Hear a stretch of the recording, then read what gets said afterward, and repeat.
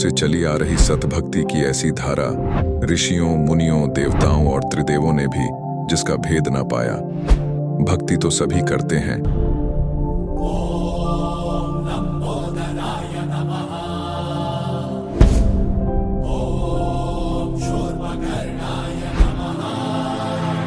और हरदम यह सोच रहती है कि रहने के लिए आलीशान घर हो, घूमने के लिए बड़े बड़े पार्क हो, खाने पीने के लिए स्वादिष्ट भोजन हो, हम कभी बीमार ना हो, कभी दुखी ना हो और कभी भी ना मरे।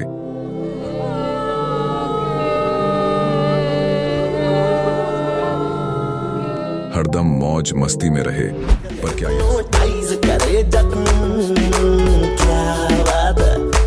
पर क्या यह संभव है?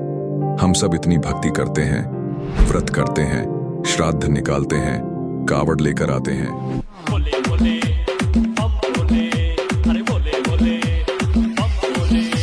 मंदिरों में जाकर मूर्ति पूजा करते हैं,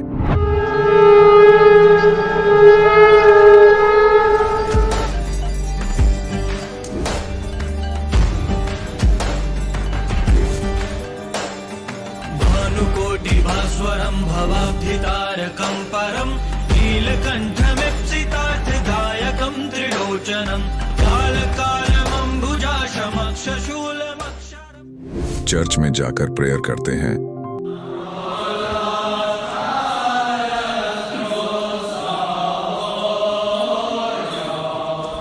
मस्जिद में जाकर नमाज अदा करते हैं,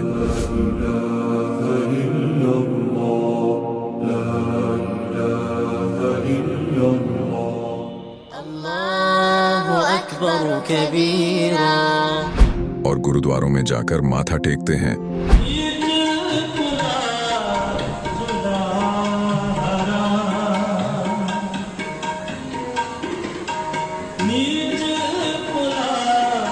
फिर भी दुखी क्यों है?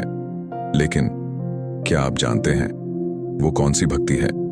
वो भक्ति जिसने मीरा को जहर से बचा लिया, ध्रुव और प्रहलाद की रक्षा की, अंधे को आंखें और बहरे को कान दिए, कोढ़ी को काया दी, दुखियों को सुखी जीवन दिया, मरने वाले को जीवन दान दिया और लाइलाज बीमारियों को दूर किया। जब संत रामपाल जी महाराज जी से दीक्षा ले ली थी, उसके बाद जब उनका कुछ विद इन मंथ कैंसर में राहत मिली। जैसे हम लोग परमात्मा का आदेश आया, हम लोग हॉस्पिटल गए और ऑपरेशन कराया। भगत जी 1 रुपया का भी दवाई माता जी को खाना नहीं पड़ा, और जो डॉक्टर कैंसर है बताते थे, वही डॉक्टर के मुख से हमने ये सुना भगत जी कि ये चमत्कार कैसे हो गया। तो हॉस्पिटल में दिखाया तो कैंसर घोषित कर दिया डॉक्टर ने यहाँ। तो फिर इसके इलाज के लिए घूमे, इलाज भी नहीं हुआ, तो फिर घर पे थक के बैठ गए। कैंसर के लिए जिंदल हॉस्पिटल में रहा, उसके बाद सपड़ा हॉस्पिटल में रहा, उसके बाद जयपुर में दिखाया, उसमें कोई इलाज नहीं हुआ। संत रामपाल जी महाराज जी ने चरणामृत प्रसाद दिया और आशीर्वाद दिया और भक्ति ज्ञान दिया, और उसके बाद मैं तंदुरुस्त हूँ। हर दिन में अपना सब कुछ खाता हूँ, मुझे कोई समस्या नहीं। मेरे को बीमारी ये थी सर कि ब्लड ट्यूब में मेरे को एक प्रकार का पस आ गया था और इन्फेक्शन हो गया था। उस इन्फेक्शन को डॉक्टर लोग वो कह रहे थे कि इसमें आपको ऑपरेशन करना पड़ेगा। आश्रम पहुंचने में परमात्मा का नामदान लिया और जो उन्होंने मुझे उपदेश दिया, उस उपदेश देने के बाद उन्होंने आशीर्वाद दिया। आशीर्वाद देने के बाद तत्क्षण में मेरा ये रोग वहीं के वहीं दर्द बिल्कुल ठीक हो गया। भक्ति सभी करते हैं, लेकिन उपरोक्त लाभ सिर्फ सतभक्ति से ही प्राप्त होते हैं। आज भी सतभक्ति करने वाले हजारों लाखों लोगों को शास्त्र अनुसार भक्ति का अद्भुत अनुभव प्राप्त हो रहा है। आइए जानते हैं ऐसे ही लाखों श्रद्धालुओं में से एक सतभक्ति करने वाले इस श्रद्धालु का अनुभव। नमस्कार सर। नमस्कार सर जी। सर क्या नाम है आपका? मेरा नाम जागेश कुमार साहू है। जागेश कुमार जी, आप कहाँ से हैं? मैं ग्राम कोसागोंदी, जिला बालोद, छत्तीसगढ़ का निवासी हूँ। जागेश्वर जी, संत रामपाल जी महाराज से नाम दीक्षा आपने कब ली? संत रामपाल जी महाराज से, तत्वदर्शी संत रामपाल जी महाराज से नाम उपदेश मैंने 14/10/2014 को दिया भगत जी। संत रामपाल जी महाराज से नाम दीक्षा लेने से पहले आप क्या भक्ति साधनाएं करते थे? सर, संत रामपाल जी महाराज से नाम उपदेश लेने के पहले मैं हिंदू धर्म में होने के कारण जितने भी परंपरागत जो पूजाएं साधनाएं चलती है हिंदू धर्म में, वो सभी पूजाएं साधनाएं करता था। और साथ ही साथ मेरे जो मम्मी पापा हैं वो राधा स्वामी पंत से उपदेश लिए थे, तो बचपन से ही मैं उसके सत्संगों में जाता था, उसके सत्संग सुनता था, ये सब किया करता था।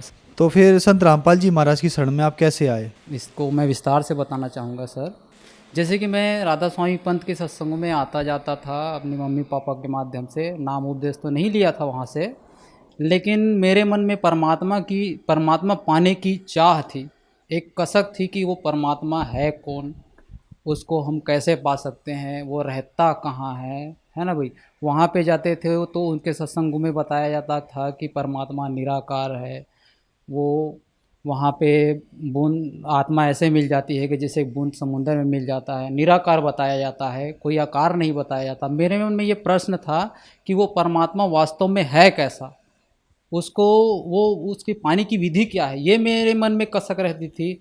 इसी कारण मैं दास मैसन का काम करता है, राजमिस्त्री का काम करता है, काम करके आने के बाद में मैं खाना खाने के बाद में जितने भी संतों महात्माओं हैं उसकी सत्संग मैं टीवी चैनल में देखता रहता था कि कहीं से भी ये अच्छी सी कोई मिल जाए। हालांकि राधा स्वामी सत्संगों में जाता था, फिर भी मेरे मन में परमात्मा का एक निष्कर्ष नहीं निकल रहा था कि वास्तव में ये परमात्मा है कौन। कहते हैं सबका मालिक एक है, लेकिन वो है कौन, ये मेरे मन में एक बहुत बड़ा प्रश्न रहता था।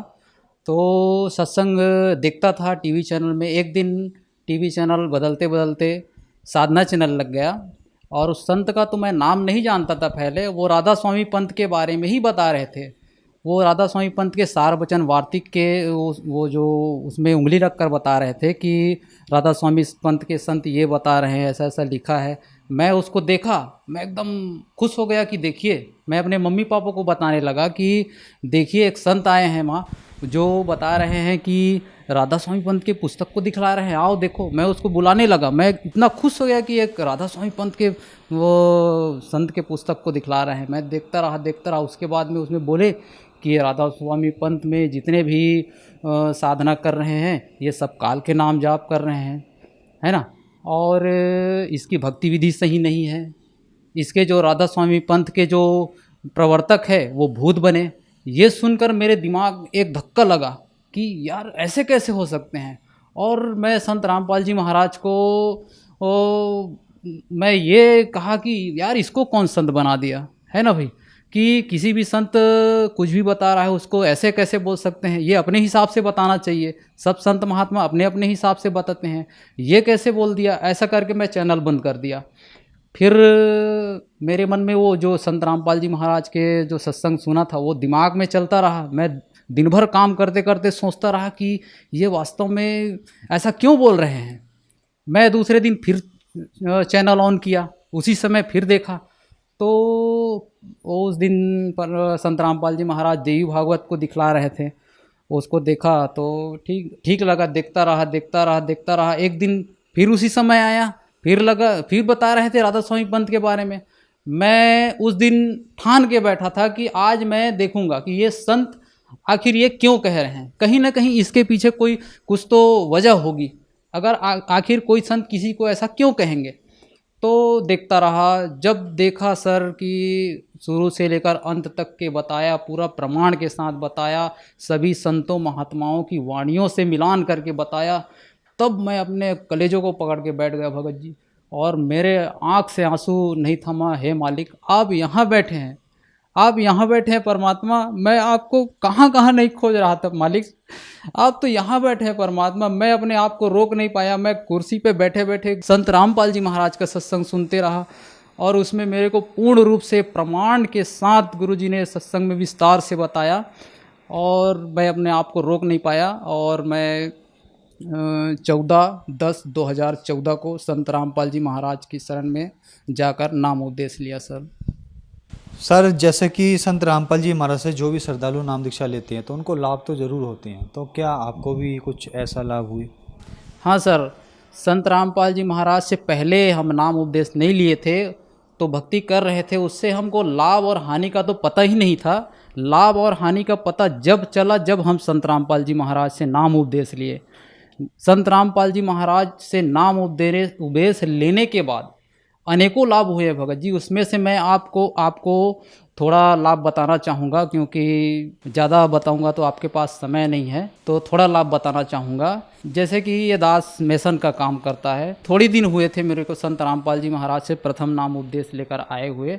मैं रात को लगभग 7 साढ़े 7 बजे काम से वापस आ रहा था सर जी, और शाम का समय था, रात्रि थी, है ना। उधर से ट्रैक्टर आ रहा था, देर से मैं साइकिल से वापस घर आ रहा था। ट्रैक्टर में एक लाइट जल रही थी, उसकी जो हेडलाइट है, एक लाइट बंद थी, एक लाइट जल रही थी। और इधर से मैं जा रहा था, मैं समझा कि वो मोटरसाइकिल आ रहा होगा। मेरे दोस्त और मैं दो जने थे, और मैं आराम से सतनाम का जाप संध्यारती तो कर चुका था, सतनाम का जाप करते करते आ रहा था। जैसे ही नज़दीक ढलान थी भगत जी सर जी, वो जैसे ही मैं नज़दीक आया, मैं देखा अरे ट्रैक्टर, अब भाई मैं तो मरूंगा भाई, मेरा तो हो गया आज, मेरी आंखें बंद हो गई है। मालिक आप जानो, अब जो कर रहा है आप जानो परमात्मा। उसके बाद मेरी आंखें बंद हो गई, पता नहीं चला सर कि मैं कैसे रोड के बगल में था, गाड़ी पार हो गई। जब मेरी आंखें खुली तो यार मैं कहाँ हूँ, मेरे मन में ऐसा धक्का लगा कि हे मालिक, आप आज आपकी शरण में अगर मैं नहीं होता तो उस दिन मेरी जान निश्चित ही जानी थी सर। ये परमात्मा ने मुझे जीवन दान दिया। उसके बाद में मैं इतना काम करता था, राजमिस्त्री का काम करता था, हम सभी लोग काम करते थे। बहुत ज़्यादा काम करने के बाद भी हमारे पास में बचता नहीं था, हमेशा कर्ज में डूबे हुए थे। उसके बाद में खाने के लिए, ठीक से अपना जीवन यापन करने के लिए 2 रोटी का साधन भी नहीं था, मजदूरी करते थे। उसके बाद में परमात्मा ने धीरे धीरे हमारी आर्थिक स्थिति, संत रामपाल जी महाराज की सद्भक्ति लेने के बाद हमारी आर्थिक स्थिति में थोड़ा सुधार हुआ, 2 पैसे बचने लगे। और दास का छोटा बच्चा था, उसको बहुत शारीरिक रूप से परेशानी थी, वो हमेशा तबीयत ख़राब, एक का तबीयत ख़राब होता था उसको हॉस्पिटल ले जाते थे, उसका ठीक होता था उसको हॉस्पिटल ले जाते थे। जितने भी हम मजदूरी करते थे, जितने भी कमाई आता था, केवल हॉस्पिटल में ही जाता था, एक पैसा बचता नहीं था। और उसके बाद में संत रामपाल जी महाराज से नाम उपदेश लेने के बाद में वो धीरे धीरे वो परेशानी थी वो दूर हो गई, और ये हमको आर्थिक लाभ हुआ। और मेरी भगतमती जो है, मेरी भगतमती का मैं बताना चाहूँगा, उसको भी परमात्मा ने जीवन दान दिया है। और बर्तन मांजने के लिए अचानक बैठी तो अचानक पेट में उसका दर्द हुआ। पहले से ऐसे कोई दिक्कत नहीं था, अचानक काल का दाव लगा, पेट में दर्द हुआ। उसके बाद में उसके पेट की जो बच्चेदानी का जो नस है वो फट गया सर। फटने के बाद ब्लड जमा हो गया, वो दर्द के मारे कर्राने लगी, क्या करूं। रात के 9:30 बज चुके थे, 10 बज चुके थे। मैं डॉक्टर के पास, अपने गांव में जो डॉक्टर है उसके पास ले गया, वो दर्द की दवाई दी, उसको खिला दिया। वो रात भर दर्द के मारे कर्राने लगी, कर्राते बेहोश हो गई। हॉस्पिटल ले जाने के बाद डॉक्टर के पास ले गया, डॉक्टर ने बोला कि इसको सोनोग्राफी करना पड़ेगा, सोनोग्राफी करने के बाद ही हम कुछ बता सकते हैं। मेरी भगतमती बेहोश थी, हम लोग संत रामपाल जी महाराज से उपदेश ले चुके थे, मेरी भगतमती बेहोश थी। उसके बाद डॉक्टर बोले कि इसके जो पेट की जो नस है, बच्चेदानी का जो नस है वो फट चुका है, और उसमें से ब्लड निकल के आप इसके पेट में जमा हो रहा है। अगर इसको ऑपरेशन अभी नहीं तो इसकी जान जा सकती है। उसकी जान को बचाने के लिए हमको उसका ऑपरेशन तत्काल करना पड़ेगा।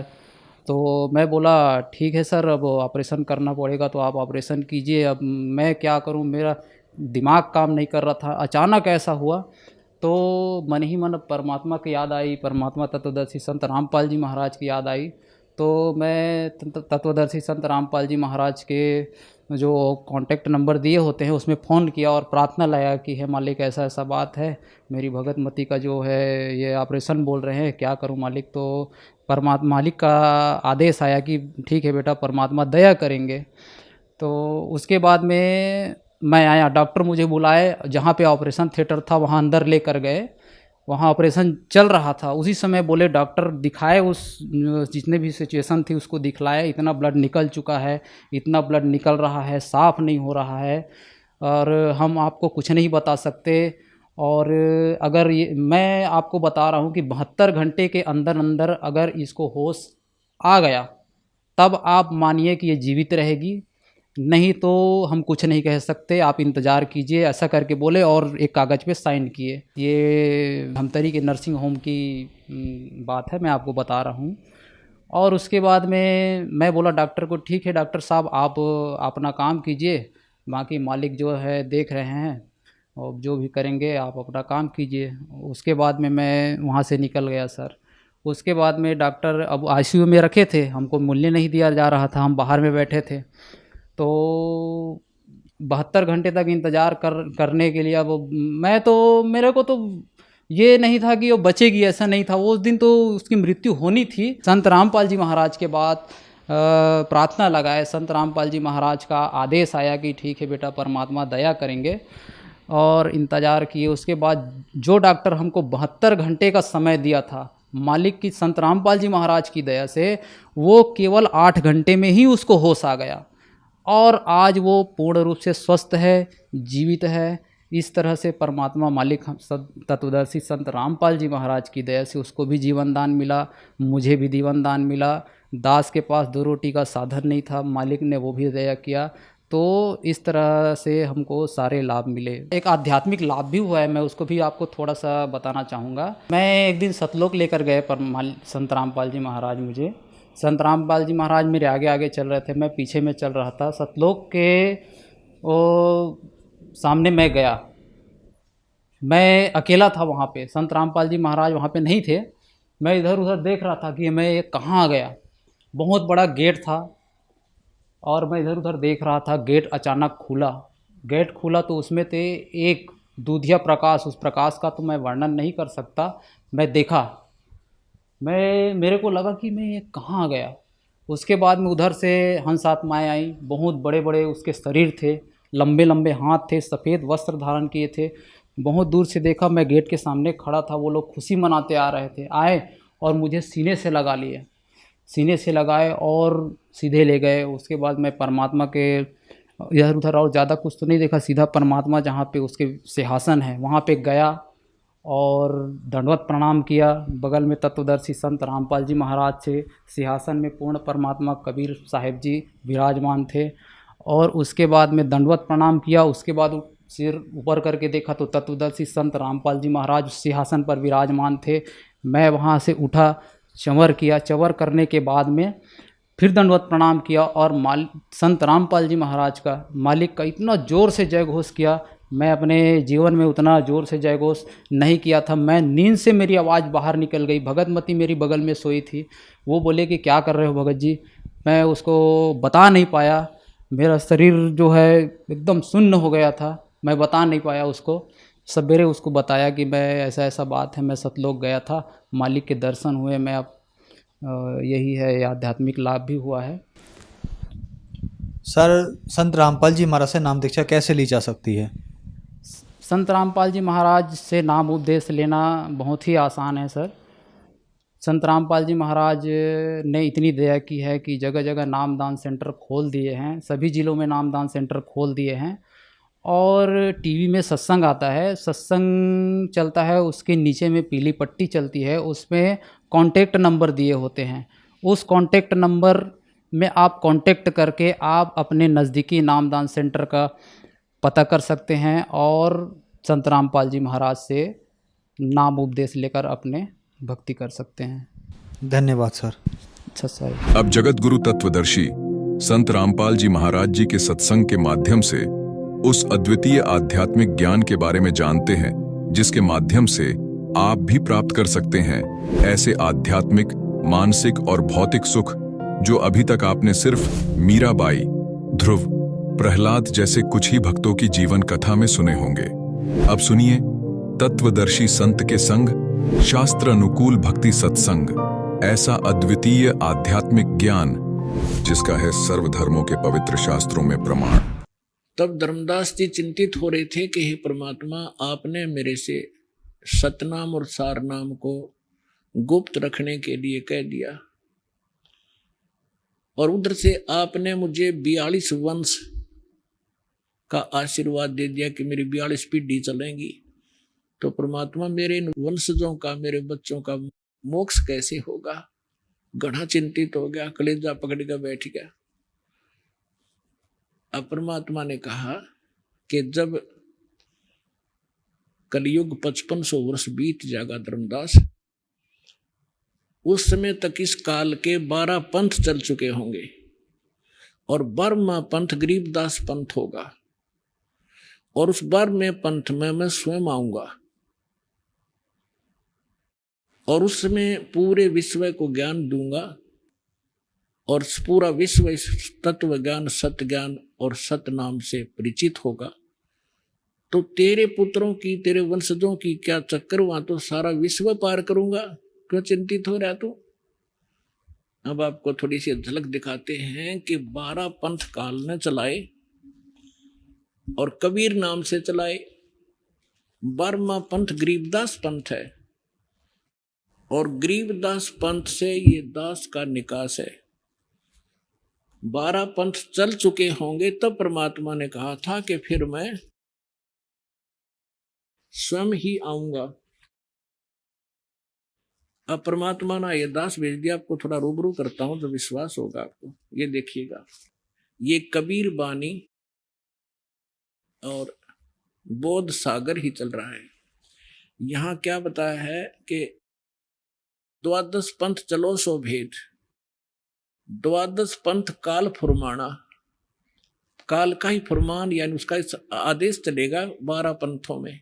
और भूले जीव न जाओ ठिकाना, ताते आगम कह हम राख्या वंश हमारा चूड़ामणि शाखा। अब यहां इन्होंने गड़बड़ कर दी थोड़ी सी, चूड़ामणि को अलग कर दिया जबकि प्रथम चूड़ामणि से शुरू हुआ था, क्योंकि इन्होंने यहां देखो ताते आगम कह, यहां फिर प्रथम जग में जागू भरमावा। इन्होंने वो नकली कबीर पंथ के जो पंथ है उनमें से सबसे पहले जागू, और जबकि होना चाहिए चूड़ामणि, दूसरा सूरत गोपाल, तीसरा मूल निरंजन, चौथा टकसार पंथ फिर,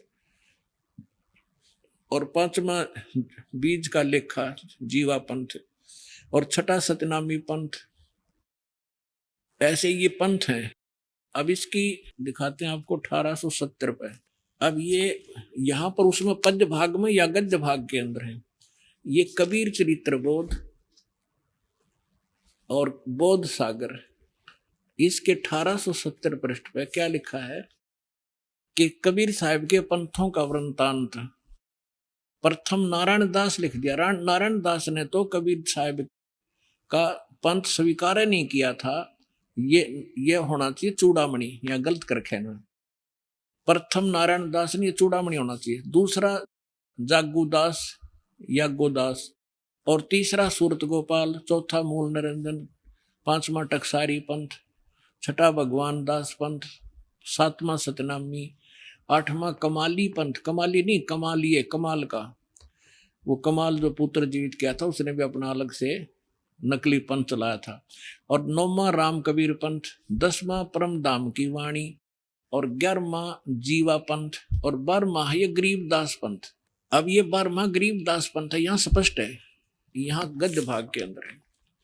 अब फिर आगे हम यहाँ पर कबीर बानी में और 136 पृष्ठ पे, अब यहां से है कि 12 पंथ काल फुरमाना, भूले जीव न जाओ ठिकाना, ताते आगम कह हम राखा वंश हमारा चूड़ामणि शाखा। प्रथम जग में जागो बरमावे, फिर दूसरा सूरत गोपाल, तीसरा मूल निरंजन, वही है नो के टकसारी पंथ, और ये सतनामी पंथ, भगवान दास पंथ। अब यहाँ ये आ गया 10वां परम धाम की वाणी पंथ, जबकि 11वां होना चाहिए। अब यहां से 12वां शुरू हो गया, यहां तक तो 11वें तक की महिमा। अब 12वां यहां होता है संवत 1775 हुई, ये 1774 होना चाहिए था, गलती से 1 वर्ष का अंतर मिसप्रिंट हो रहा है। अर्थात दिन प्रेम प्रगटे जग सोई, संवत 1774 में आदरणीय गरीबदास साहिब जी का जन्म हुआ था। ये उसके विषय में जानकारी है। आगे देखिए, आज्ञा रहे जीव बोध लावे, और कोली चमार सबके घर खावे, साख हमारी ले जीव समझावे, असंग जन्म छोड़ नहीं पावे। यानी कह रहे हैं कि गरीबदास पंथ से ये छुआछात कुछ कम होने लगेगी, और लेकिन ये असंग छोड़ गरीबदास पंथ 12वें पंथ तक असंग जन्म उस सतलोक को प्राप्त नहीं कर सकते। ये देखिएगा, साख हमारे लिए जीव समझावे, असंग जन्म ठोर नहीं पावे, और 12वें पंथ प्रगट हो वाणी। ओह, 12वें पंथ में मेरी वाणी महिमा की वाणी फिर प्रगट होगी, गरीबदास जी द्वारा प्रगट हुई, और शब्द हमारे का निर्णय ठानी। हमारे उस मेरे द्वारा दिए गए ज्ञान जो गरीबदास जी के द्वारा लिखवाया गया ग्रंथ, उसके ऊपर वो सभी डिस्कस करते रहेंगे गरीबदास पंथ तक के। उसके विषय में क्या कहा है, बर में पंथ प्रगट हुआ बाणी, शब्द हमारे का निर्णय ठानी, अस्थिर घर का मर्म ना पावे, 12 पंथ हमी को ध्यावे। कबीर कबीर करेंगे लेकिन सच्चा ज्ञान नहीं समझ पाओगे और उस वाणी को वो समझ नहीं सकते। बर में पंथ प्रगट हो बाणी, शब्द हमारे का निर्णय ठानी, अस्थिर घर का मर्म न पावे, 12 पंथ हमी को ध्यावे। फिर कहते हैं बर में पंथ, उस बार में पंथ चल चुका होगा, उसके बाद बर में पंथ में हम ही चल आवे और सब पंथ मिटा एक ही पंथ चलावे। अब देखो पुण्यात्मा परमात्मा ने आए थे, दास भेज रखे उसी पंथ में, अब विश्वास कर लेना और कल्याण हो जाएगा आपका। अब यहाँ क्या बताया है परमात्मा ने कि धर्मदास मेरी लाख दुहाई, ये मूल है, मूल भूल नहीं है। मूल ज्ञान शब्द कई बार ना जाई, पवित्र ज्ञान तुम जग में भाखो और मूल ज्ञान गोई तुम राखो। मूल ज्ञान जो बाहर पर ही बिचली पीढ़ी वंश हंस नहीं तरही, 33 अरब ज्ञान हम भाखा और मूल ज्ञान गोई राम रखा, गुप्त रखा। 33 अरब वाणी बोल दी लेकिन मूल ज्ञान अभी तक छुपा रखा है।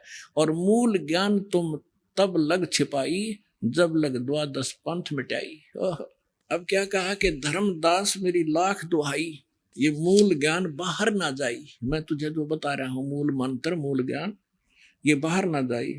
मूल ज्ञान बाहर जो पढ़ी, बिचली पीढ़ी हंस नहीं तरही।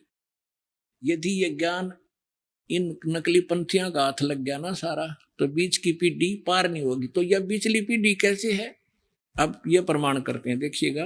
अब हम यहाँ पढ़ रहे थे ऊपर कि बार में पंथ प्रगट हो बाणी, शब्द हमारे का निर्णय ठानी, अस्थिर घर का मर्म न पावे। अस्थिर, स्थिर माने वो अविनाशी परमात्मा, उस सतलोक का मर्म नहीं पावे, ये 12 पंथ हमी को ध्यावे। बर में पंथ हम ही चल कर आवे और सब पंथों को मिटा के एक पंथ चलाओ। फिर बताया है प्रथम चरण कलयुग निर्याना, कलयुग का प्रथम चरण कौन सा होगा, तब मगर मांडो में दाना। अब परमात्मा ने कहा था कि कलयुग का प्रथम चरण वो होगा जब मैं मगर से सह शरीर जाऊंगा, एक लीला करूंगा। तो परमात्मा सन 1518 में मगर से सह शरीर गए थे। वो प्रथम चरण था जो परमात्मा आए थे, जो सारा ज्ञान दे गए थे, जो भगवान लीला किया करता वो करके चले गए। और ये है वो बिचली पीढ़ी। अब 5500 वर्ष बीत गया, यह बिचली पीढ़ी है, इसलिए ज्ञान छुपा रखा था और ये मूल मंत्र भी छुपा रखा था। जिस भी महापुरुष को परमात्मा ने ये ज्ञान और मंत्र दिए, उनसे प्रतिज्ञा करा ली थी कि आगे अभी बताना नहीं तो एक काल के नकली पंथों को भी यही ज्ञान होता और यही मंत्र दे रहे होते। ये अधिकारी नहीं है, जिस कारण से ये मंत्र अगर इनके पास भी होते तो भी काल के जाल में हम फंसे रह जाते। अधिकारी के बिना कोई भी मंत्र काम नहीं करता। तो विश्व में आज ये दास ही वो अधिकारी है और यही सर्व आपका मोक्ष कराने के लिए परमात्मा ने भेजा। अब एक और प्रमाण दिखाता हूं, ये देखिएगा। यही कबीर वाणी चल रही है बौद्ध सागर, इसके 134 पृष्ठ पे यहाँ क्या बताया है, वंश प्रकार। ये प्रथम वंश उत्तम, ये चूड़ामणि जी। दूसरा पंथंकारी, तीसरा प्रचंड, चौथा वंश बिरहे और 5वां निंद्रा, 6ठे वंश उदास, 7वां वंश ज्ञान चतुराई, 8वें 12 पंथ विरोध, 9वां वंश पंथ पूजा और 10वां वंश प्रकाश, 11वें वंश प्रगट पसारा और 12वें वंश प्रगट हो उजियारा। 12वां गरीबदास जी आए थे और गरीबदास जी द्वारा कहते प्रगट हो उजियारा, यानी गरीबदास जी की वाणी में कबीर साहब की महिमा कलम तोड़ है। कबीर साहब के बारे में विशेष जानकारी है, लेकिन गरीबदास के पंथ वाले उस महत्व को समझ नहीं सके, गूढ़ रहस्य को। तो वो गरीबदास जी को और कबीर साहब जी को विष्णु का अवतार मानते। ज्ञान तो बहुत कुछ है उस सदग्रंथ में, लेकिन वो समझ नहीं सके। जैसे वेदों में सारा ज्ञान रखा है, गीता जी में सारा ही ज्ञान था, ये पढ़ने वालों को आज तक नहीं पता गीता जी बताना क्या चाह रही है। यही दशा गरीबदास के ग्रंथ को पढ़ने वाले गरीब दासियों की है। अब यहाँ क्या बता रहे हैं कि बर में वंश प्रगट हो उजियारा, यानी मेरी महिमा का कुछ उजियारा सा होगा, क्लियर नहीं होगा। और 13वें वंश मिटे सकल अंधियारा। ये 13वां वंश दास है पुण्यात्माओं, अब सारा अंधेरा हटा दिया है अज्ञान का। 9 मन सूत उरजिया ऋषि रहे झक मारे, सतगुरु ऐसा सुलझा दे ये उलझन दूजी बारे। 9 मन सूत उलझिया, इस काल ने 9 मन सूत उलझा रखा था, क्योंकि परमात्मा जुलाहे की लीला करते थे। और एक शेर सूत, 1 किलोग्राम सूत, वो कच्चा धागा उलझ गया तो जुलाहे की जान न बन जाया करती। जब उसने सुलझाना पड़ता, तार तार टूट गया तो गांठ पड़े तो कोई उसकी बुनाई भी ना दे, तो बड़ी मुश्किल से सुलझाया करते थे कच्चे धागे को। 1 किलोग्राम सूत सुलझाने में सारा दिन लग जाता, उलझा हुआ सूत। और इन्होंने कहते 9 मन सूत उलझा रखा था ज्ञान का, और दास भेज दिया उस परम पिता ने इस तत्वदर्शी संत बना के। कहते हैं 9 मन सूत उलझिया ऋषि रहे जखमार, और सतगुरु ऐसा सुलझा दे उलझन दूजी बार। इस कलयुग में ज्ञान नहीं उलझेगा, कोई भक्ति करियो चाहे ना करियो। तो पुण्यात्माओं, आपका सौभाग्य है कि आपका जन्म ऐसे समय में लख बर सूरा जूझही, लख बर सावत दे, लख बर यति जहान में तब सतगुरु शरणा ले। आप उन पुण्यात्माओं में से हैं जो युगों युगों से संघर्ष करते आ रहे हो। परमात्मा कहते हैं साधों से ती मस्करी और 14 नाल खुशहाल, मल अखाड़ा जीतेंगे ये युगन युगन के माल। जैसे परमात्मा ये बताया करते थे कि हम सारा ज्ञान सही बतावें, हमारे साथ तो मजाक करते हैं। और इन 14 नाल खुशहाल, ये झूठे कपटी सारे झूठ बोले संत ऋषि महर्षि, इनके साथ प्रसन्न है। और कहते मल अखाड़ा जीतेंगे ये युगन युगन के माल।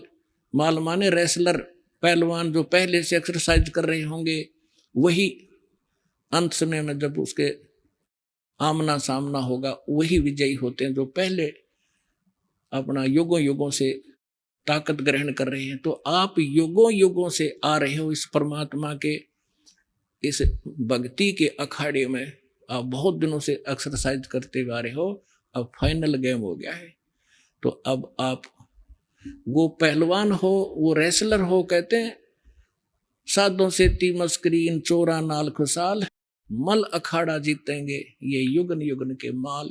आप वो युगन युगन के माल हो, वो एक्सरसाइज करते आ रहे हो, अब आपका कल्याण होगा।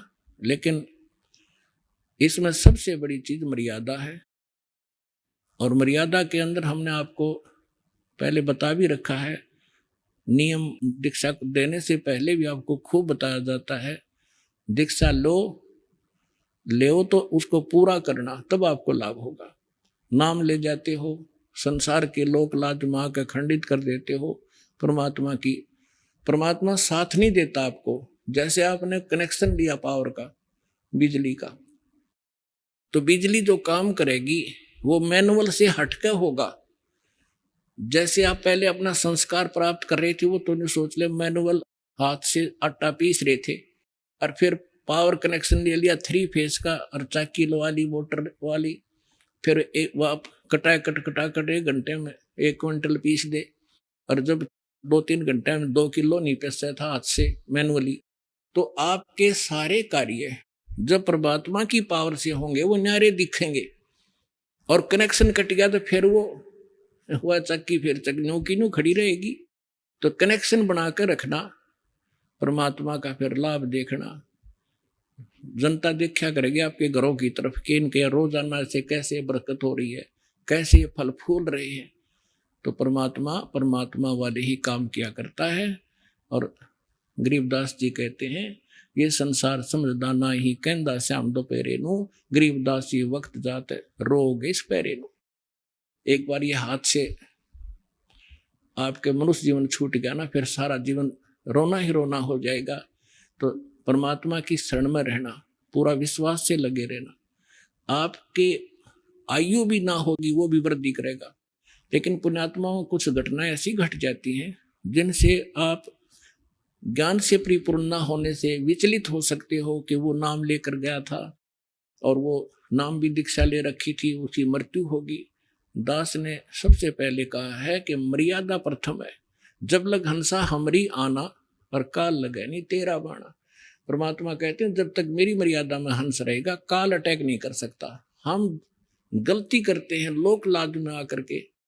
अब क्या है कि एक घर में एक सदस्य नाम ले गया और 6 सदस्य विरोधी है, तो वो नाम ले गया अवश्य और उसका नाम खंडित वो किराए बिना रहते नहीं, इसलिए हमने ऑप्शन छोड़ रखा है कि अपना आकर के फिर कनेक्शन जुड़वा लो, नहीं तो पावर नहीं आएगी आपके घर पर।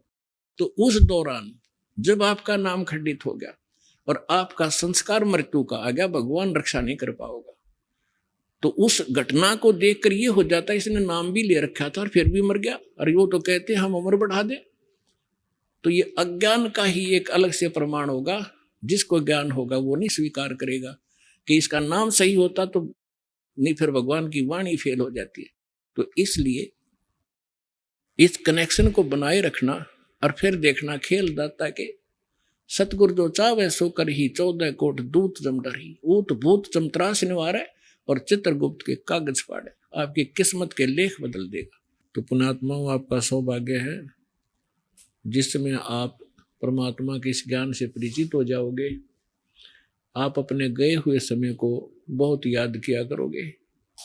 आपको वो समय भी याद रहेगा कि किस भक्त ने कब मुझे ये पुस्तक दी थी या सतलोक आश्रम बरवाला के विषय में कोई जानकारी बताई थी। वो भी भूल नहीं सकोगे। ये ऐसा निर्मल स्थान और ऐसा निर्मल ज्ञान है। तो आपसे प्रार्थना है अपनी भक्ति सफल करो और प्रत्येक भक्त का परम कर्तव्य बनता है कि इस सच्चे ज्ञान को अपने पूरे विश्व के भाई बहनों तक पहुंचाओ और यहाँ से प्रचार सामग्री ले जाओ और सबका कल्याण करवाओ। बोलो सतगुरुदेव की जय।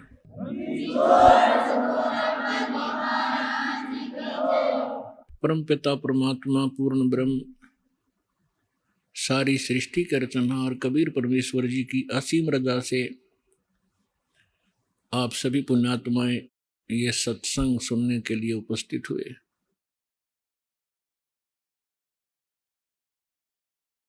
सौभाग्य उन प्राणियों का जिनको इस समय में मानव शरीर है और जिनको ये सत्संग उपलब्ध हो रहा है, वो तो बहुत ही पुण्यकर्मी प्राणी है।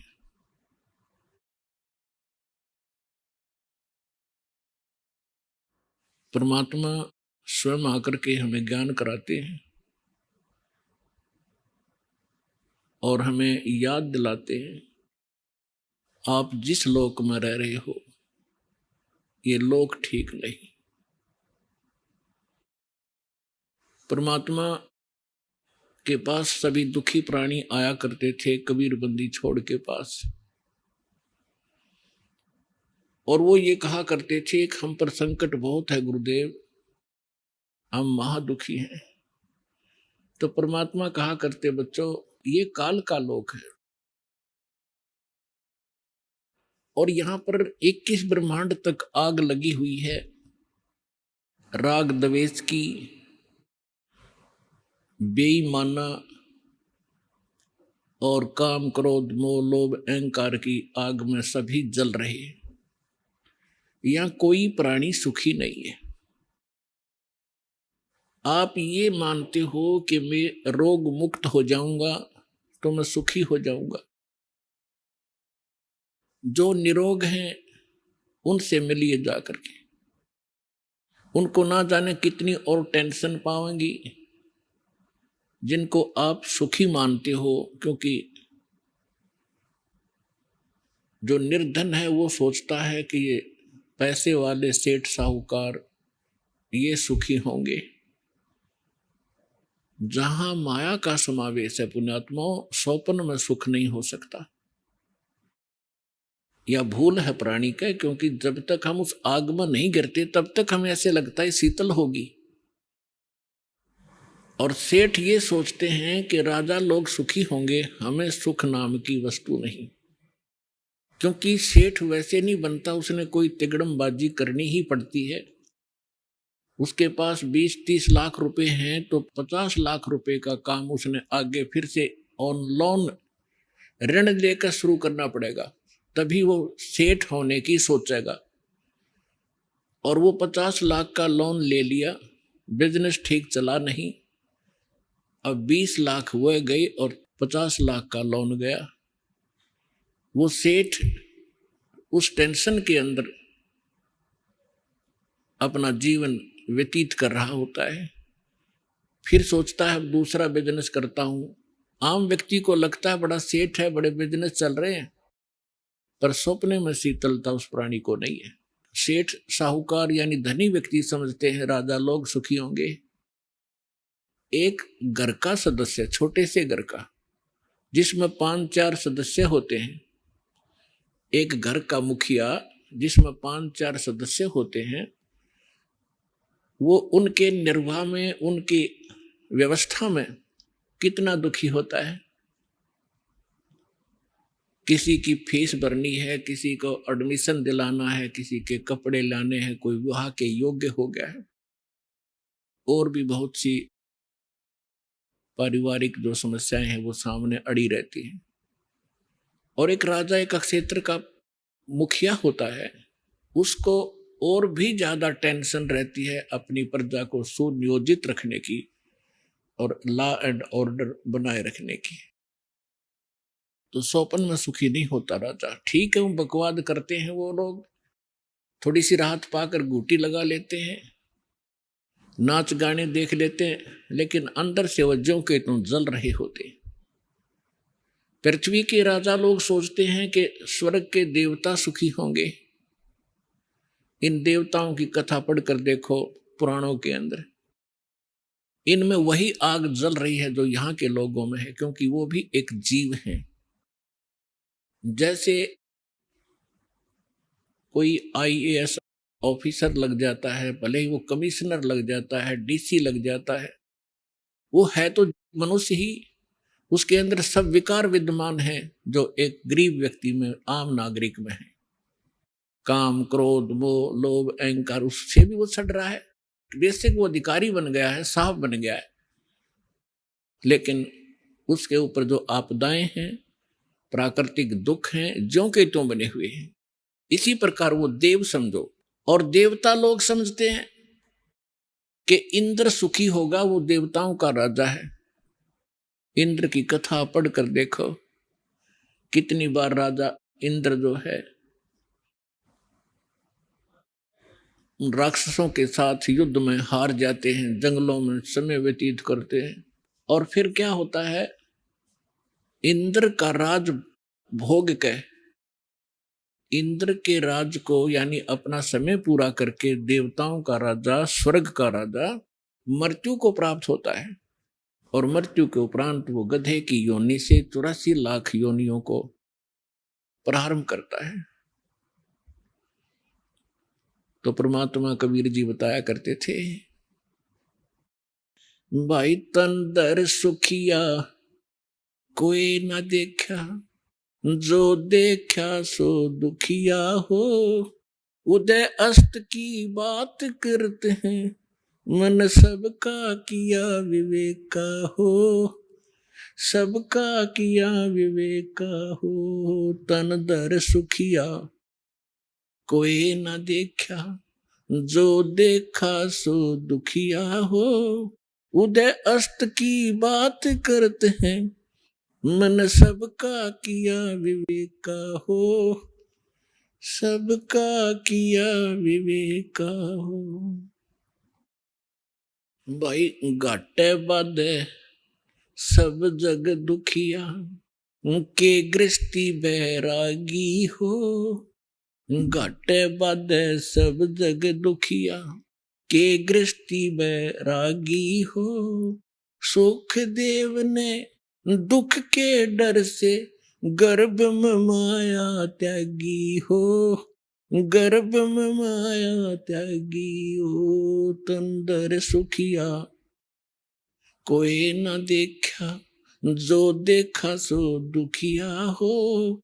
उदय अस्त की बात करते हैं, मन सबका किया विवेक का हो, सबका किया विवेक का हो। भाई जंगम दुखिया, ये जोगी ही दुखिया, तपस्वी को दुख दूना हो। जंगम दुखिया, जोगी दुखिया, तपस्वी को दुख दूना हो। आशा तृष्णा सब में व्यापे, कोई महल ना सोना हो, कोई महल ना सोना हो। तंदर सुखिया, कोई ना देखा, जो देखा सो दुखिया हो। उदय अस्त की बात करते हैं, मन सबका किया विवेक का हो, सबका किया विवेक का हो। भाई साच कहूं तो ये जग न माने, पर झूठ कही ना जाई हो। साच कहूं तो ये जग न माने, पर झूठ कही ना जाई हो। ये ब्रह्मा विष्णु शिव जी दुखिया, जिन ये राह चलाई हो, जिन ये राह चलाई हो। तन दर सुखिया, कोई ना देखा, जो देखा सो दुखिया हो। उदय अस्त की बात करते हैं, मन सबका किया विवेक का हो, सबका किया विवेक का हो। भाई सूरपति दुखिया, भूपति दुखिया, ये रंक दुखी बपरीती हो। सूरपति दुखिया, भूपति दुखिया, रंक दुखी बपरीती हो। कहे कबीर और से भी दुखिया, एक संत सुखी मन जीती हो, संत सुखी मन जीती हो। तंदर सुखिया, कोई न देखा, जो देखा सो दुखिया हो। उदय अस्त की बात करते हैं, मन सबका किया विवेक का हो, सबका किया विवेक का हो। सूरपति दुखिया, भूपति दुखिया, ये रंक दुखी बपरीती हो। सूरपति दुखिया, भूपति दुखिया, रंक दुखी बपरीती हो। कहे कबीर और सब दुखिया, एक संत सुखी मन जीती हो, संत सुखी मन जीती हो। तन दर सुखिया, कोई ना देखा, जो देखा सो दुखिया हो। उदय अस्त की बात करते हैं, मन सबका किया विवेक का हो, सबका किया विवेक का हो। अब परमात्मा कबीर जी बताया करते थे, बच्चों जिस लोक में आप रह रहे हो, यहाँ सुख नाम की वस्तु नहीं है। इस झूठे सुख को ही आपने सुख मान लिया, हल्के दुख को आप सुख मान बैठे हो। अन्य की तुलना में आप पर कम आपत्ति है, आप उसे सुख मान बैठे हो। इस 21 ब्रह्मांड में सुख नाम की चीज नहीं है। क्या बताते हैं परमात्मा कि भाई घाटे बाद सब जग दुखिया, और के गृहस्थी बैरागी हो। अपने आत्मा हमारा दुर्भाग्य रहा कि हमें ऐसे नकली गुरु, धर्म गुरु प्राप्त हुए जिनको अपने सिलेबस का भी ज्ञान नहीं। वो टीचर कौन से खाते के। हमारे जो पूर्वज थे, वैसे तो ये वर्ण बाद में बने हैं, हम सभी एक ही थे। ना कोई ब्राह्मण था, ना क्षत्रिय, ना शूद्र, ना वैसे, सभी भाई बहन थे। फिर इन्होंने अपने वर्क डिवाइड कर लिए। एक भाई ने यानी एक कुछ व्यक्तियों ने मिलकर कहा भी आप शिक्षा ग्रहण करो और सदग्रंथों को समझो और इस ज्ञान को हमें बताओ। तो उनको पंडित कहने लगे जो सदग्रंथ पढ़ा करते थे और सुनाया करते थे। वो थे स्टार्ट में हम एक ही हमारा गोत्र है, बाद में हम बढ़ते चले गए, आगे चल के हमारे वंश के नाम से कुल का गोत्र बनता चला गया, कुल गोत्र। तो उनको जो पंडित बने उनको पूरी छूट दे दी कि हम तुम्हें तुम्हारा सारे परिवार का खर्चा भी देंगे पूजा रूप में, आप इन सदग्रंथों को पढ़िए और हमें बताओ। ऐसा ही प्रारंभ हुआ।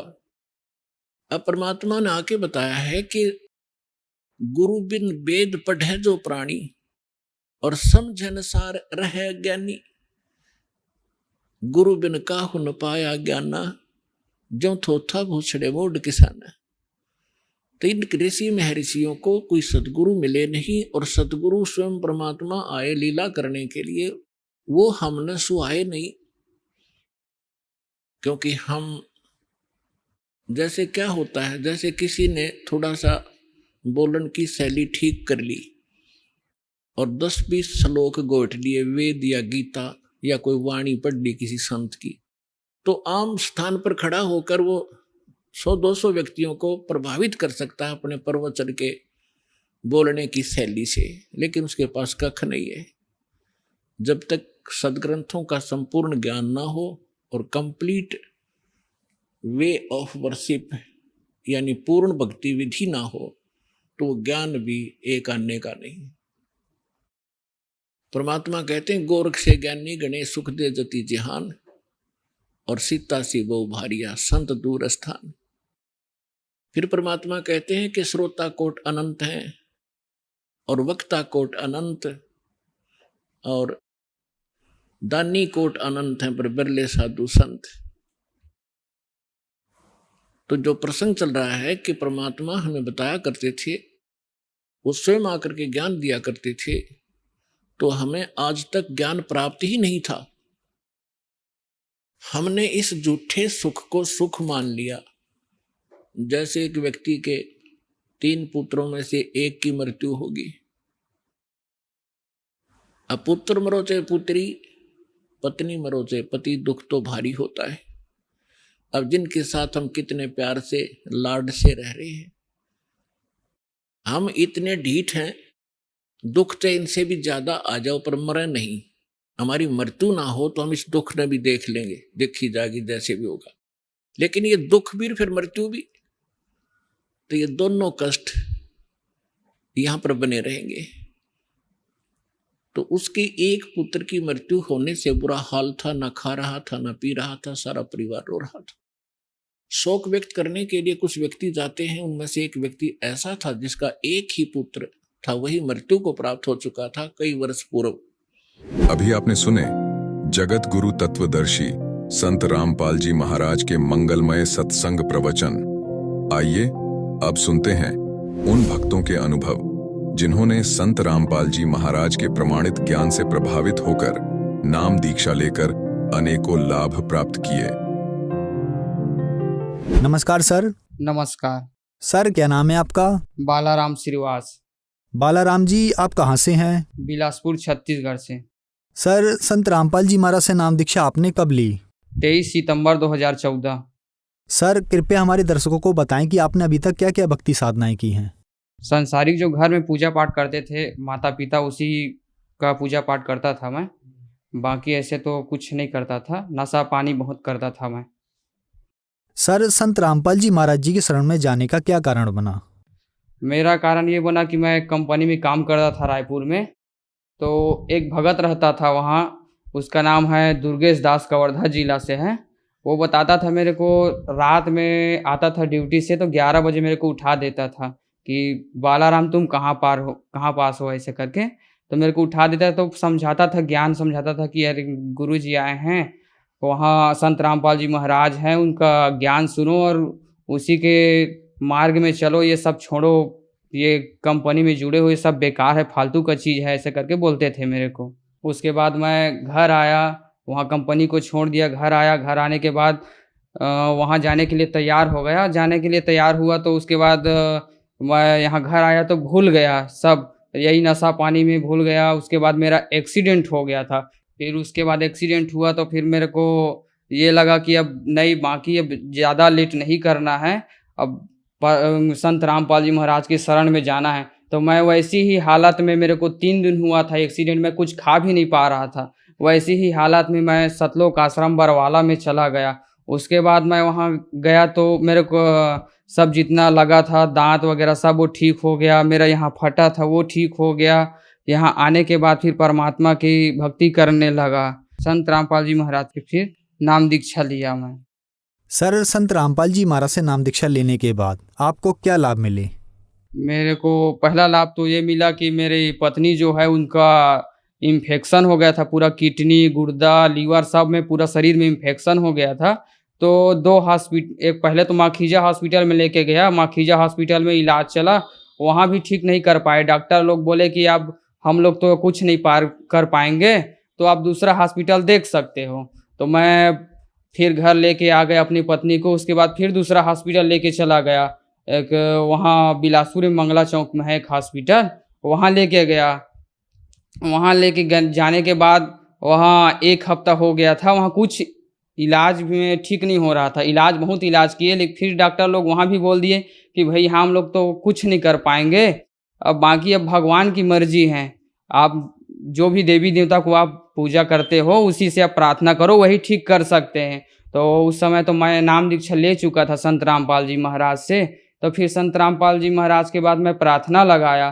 प्रार्थना लगाने के बाद मेरी भगत पत्नी को फिर धीरे धीरे फिर आराम होने लगा। तो डॉक्टर लोग बोले कि अब बाकी तो आपकी भगवान ही ठीक कर रहे हैं, हम लोग तो कुछ दवाई वगैरह नहीं चला रहे हैं, सब वही ठीक कर रहे हैं, ऐसे करके बोले। 1 हफ्ता बाद फिर घर लेके आ गया। संत रामपाल जी महाराज की भक्ति करने से ठीक हो गया सब। और उसके बाद ये मेरे को अभी ब्लैक फंगस हो गया था, ये दूसरा लाभ है। ब्लैक फंगस हो गया था, मेरे आँख नहीं दिख रहा था। 2-3 रोज तो ऐसा हो गया था कि एकदम मैं तो अब नहीं जी पाऊँगा, ऐसा हो गया था। फिर एकदम बढ़ने लगा एकदम से। फिर 1 हफ्ता ऐसी बीत गया पूरा, तो मेरा आँख एकदम से बंद हो गया था, पूरा कुछ दिखाई नहीं दे रहा था सामने में। आँख एकदम खराब हो गया था। डॉक्टर लोग को दिखाता था, डॉक्टर लोग भी दवाई देते थे, उसमें भी आराम नहीं होता था। फिर संत रामपाल जी महाराज के बाद प्रार्थना लगाया। प्रार्थना लगाने के बाद सब 15 दिन में सब पूरा ठीक हो गया। नशा भी बहुत करता था मैं, बहुत नशा करता था। सरपंच वगैरह के साथ में रहता था, रात भर नहीं आता था। 12 बजे 2 बजे रात तक शराब पीता था उन लोग के साथ में। वो भी मेरा नशा सब छूट गया। सिगरेट पीता था, शराब पीता था, मांस भी बहुत खाता था, मांस उन लोग के साथ में, शराब भी बहुत पीता था। ये सब मेरे संत रामपाल जी महाराज की शरण में आने से सब ठीक हो गया। सर, आपने हमारे टीवी चैनल्स पर अपने अनुभव बताए, अपने लाभ बताए जो आपको संत रामपाल जी महाराज से नाम दीक्षा लेने के बाद मिले। तो जो दर्शक आज आपको टीवी पर देख रहे हैं और वो भी इन सब परेशानियों से ग्रस्त हैं, तो वो संत रामपाल जी महाराज से नाम दीक्षा कैसे ले सकती हैं? संत रामपाल जी महाराज से नाम दीक्षा लेने के लिए तो ऐसे तो बहुत सारे चैनल में आ रहे हैं। उसके नीचे एक पट्टी चलती है, उसमें जो नंबर आता है उसमें आप फ़ोन कर सकते हैं। उसके द्वारा आप जहां भी नज़दीकी नामदान केंद्र है वहां से आप नाम दीक्षा ले सकते हैं संत रामपाल जी महाराज से। धन्यवाद जी, नमस्कार।